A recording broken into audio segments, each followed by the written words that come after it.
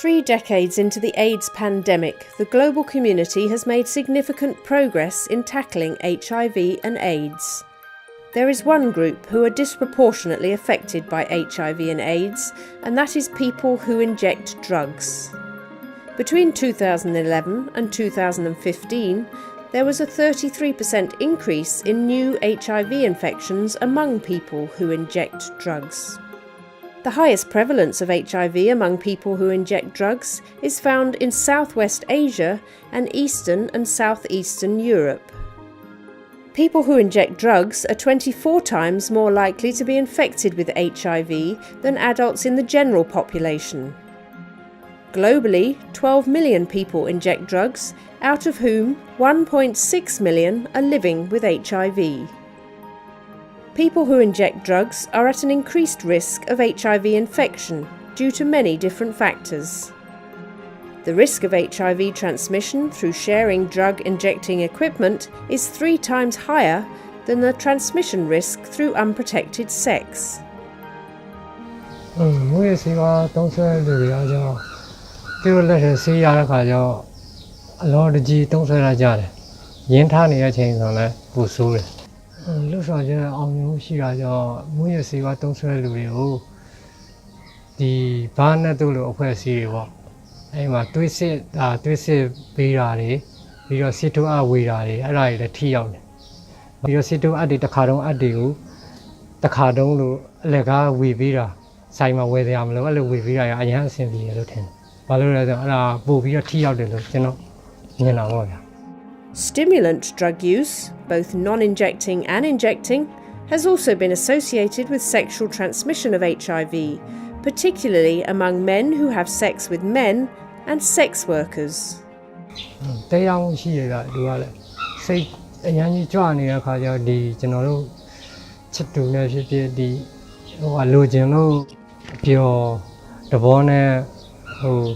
မကောင်းတဲ့ကောင်မလေးနဲ့နေတာပဲဖြစ်ဖြစ်စိတ်ကြွစေတုံးတာကကြောလိုလာတဲ့ပို့ပြီးကြွနေတဲ့ခါကျတော့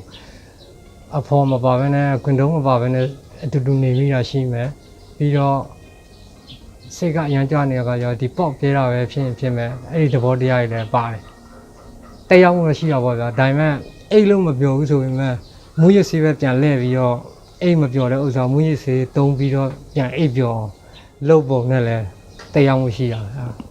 စိတ်ကြွစရာတရားမှုရှိတာပေါ့ဗျာPeople who use drugs are overrepresented in prisons in many countries, yet the availability of HIV harm reduction services in prisons is either very low or non-existent. People who use drugs are also highly stigmatised and often discriminated against. This can mean they are often unable or unwilling to access HIV services for fear of arrest or harassment. Only 33 needles and syringes are distributed every year per person who injects drugs, while the UN has a target of more than 200 per year.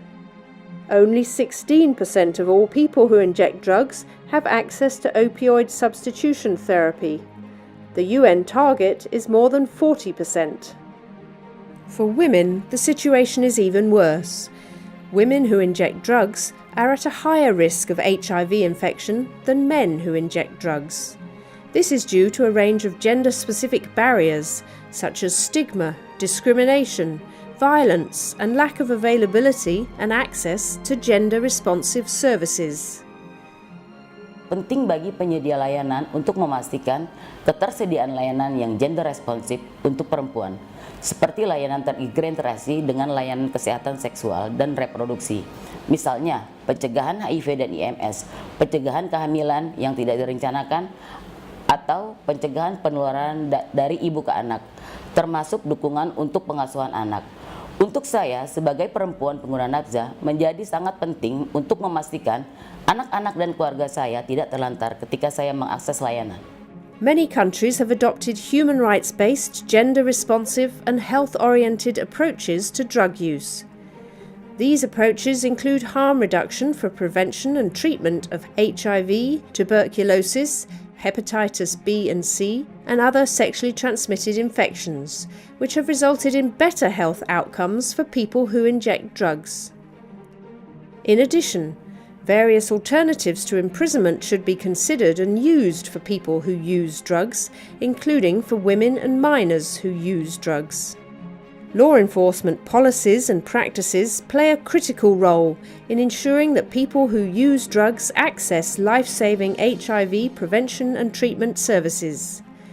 Sensitising the law enforcement officials and building their capacity towards human rights and public health-oriented policing models are key in responding to the AIDS epidemic.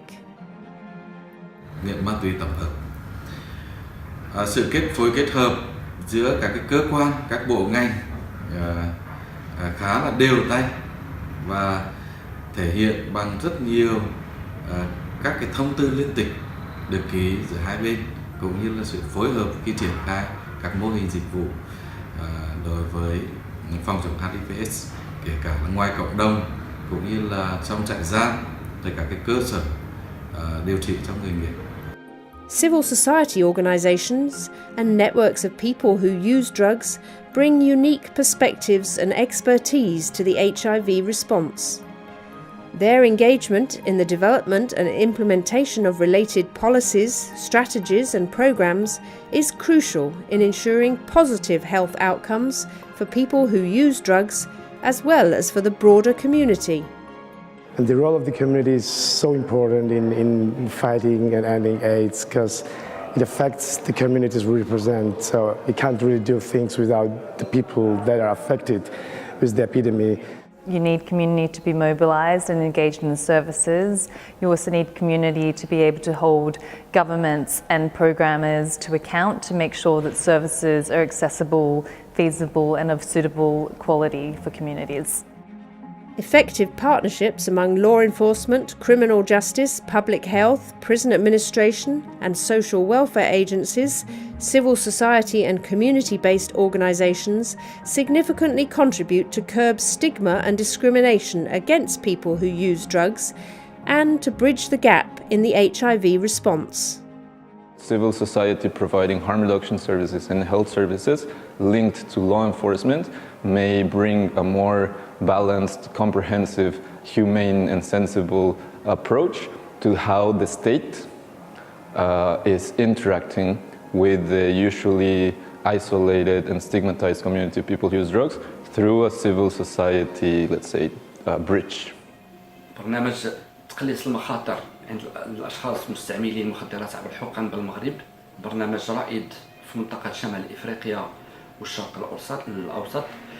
والخاصية ديالو أنه انطلق بواحد الشراكة قوية ما بين وزارة الصحة ومنظمة المجتمع المدني.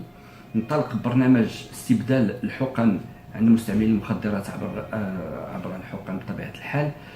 في 2007. في 2010 جات برنامج الرائد ديال العلاج البديل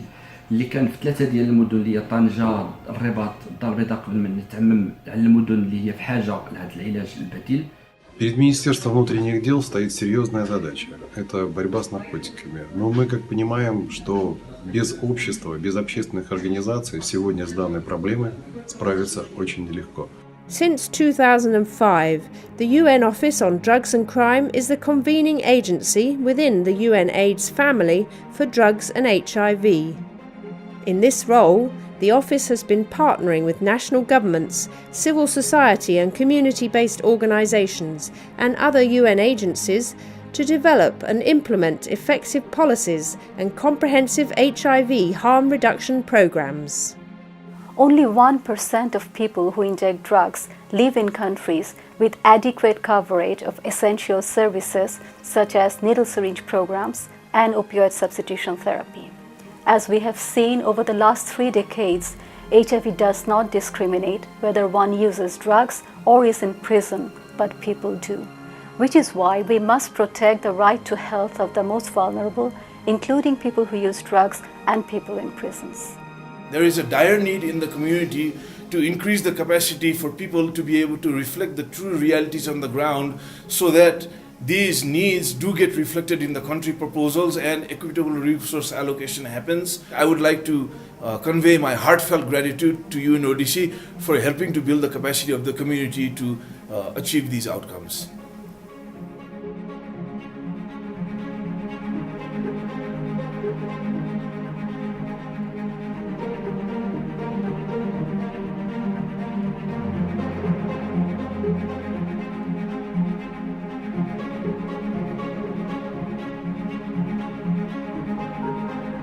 you.